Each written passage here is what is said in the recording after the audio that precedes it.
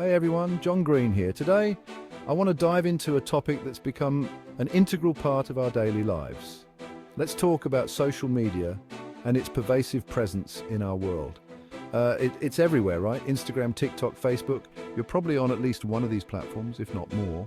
We post selfies, share news, and connect with friends. It's a way to share our lives and stay updated on others. It's become a huge part of our lives, but what impact is it really having on us? Have we stopped to consider the deeper effects?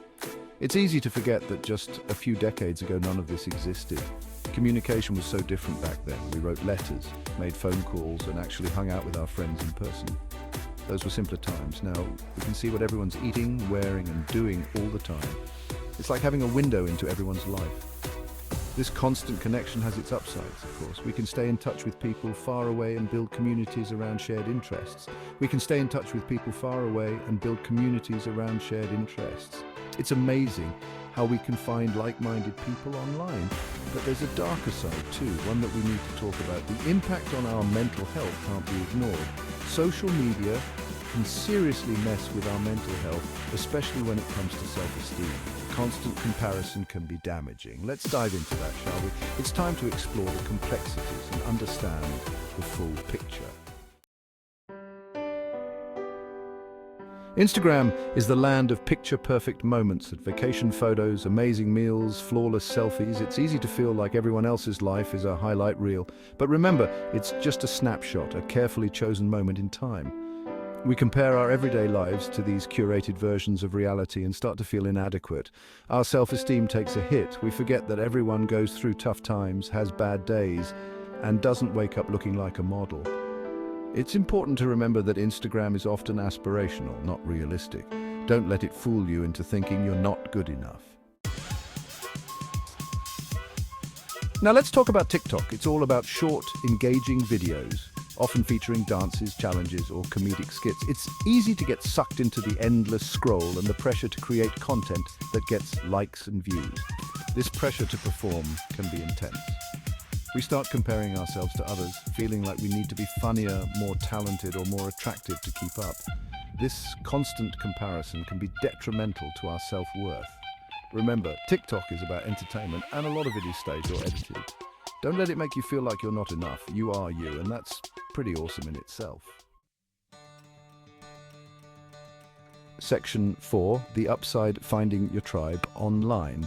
Okay, before we get too doom and gloom, let's talk about the good stuff. Social media can be a powerful tool for connection. We can find communities of people who share our interests, hobbies, and even struggles.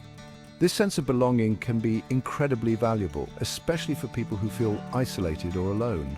Online support groups, for example, can provide a lifeline for those struggling with mental health issues, offering a safe space to share experiences and advice. So, while we need to be aware of the downsides, let's not forget that social media can also be a force for good. Section 5. The downside: when social media makes you sad. Now back to the not-so-great stuff.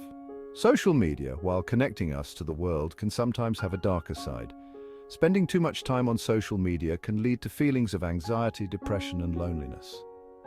The constant comparison game, the fear of missing out, FOMO, and the pressure to present a perfect online persona can take a toll on our mental well-being.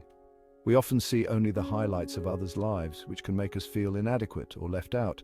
Studies have shown a link between heavy social media use and increased rates of depression and anxiety, particularly among young adults.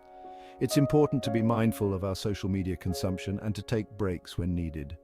Engaging in offline activities can help restore balance. If you're finding that social media is negatively impacting your mental health, it might be time to reevaluate your relationship with it. Consider setting boundaries or limiting your screen time to improve your well-being. Section 6. Curated versus authentic: who's happier? This brings us to an interesting question. Are people who curate their lives online actually happier than those who don't? It might seem like they have it all together, but remember, we're only seeing what they want us to see. Authenticity is crucial for genuine happiness. When we're constantly trying to present a perfect image of ourselves, we're not being true to who we are.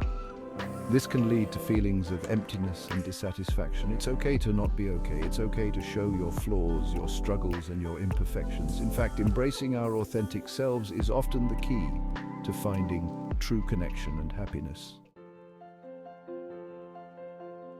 Section 7, the big question, can we live without social media? So here's the big question, can we live without social media?